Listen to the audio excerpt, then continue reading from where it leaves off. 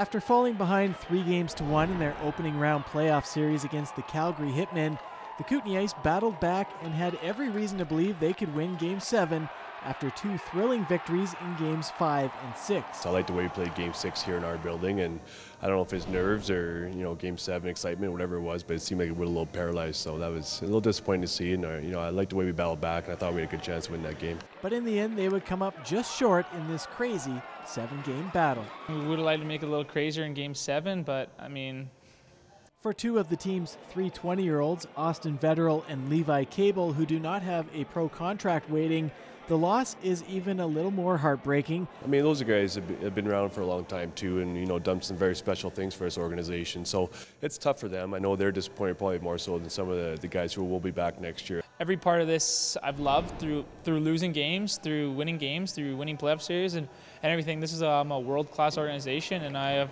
repeated that since the start I've been here. And just the town of how it's welcomed me, and it feels like a home.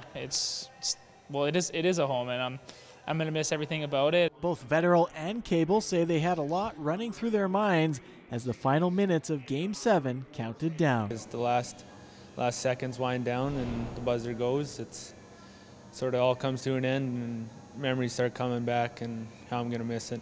And you look around, and my parents were there, and you think of them obviously because they put so much into it for me and helped me out so much. But then ultimately, you look around at your team that we've pretty much all played together for 3 years, and you look around, and this is the last time that we're all going to be together. For our guys who was for sure last year here, 94, yeah, that was a tough game for them. It's the end of an era for Renat Valiev as well, who's obviously excited to join the Toronto Marlies in the AHL, but also a little sad to leave his time with the ice. This team gave me a lot of opportunity to grow up, and I'm really happy I was here. With at least 10 players who won't be back, counting this year's departures and next season's potential surplus of 20-year-olds, one thing is certain: next season's team will be very different. There's lots of decisions to be made as far as players and staff like that, so that's out of our control right now, and we refocus and get ready for training camp.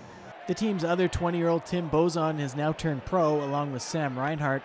As for Cable and Vetterl, they will now explore their CIS options for the fall, and it may not be the last time you see Austin Vetterl in the WHL.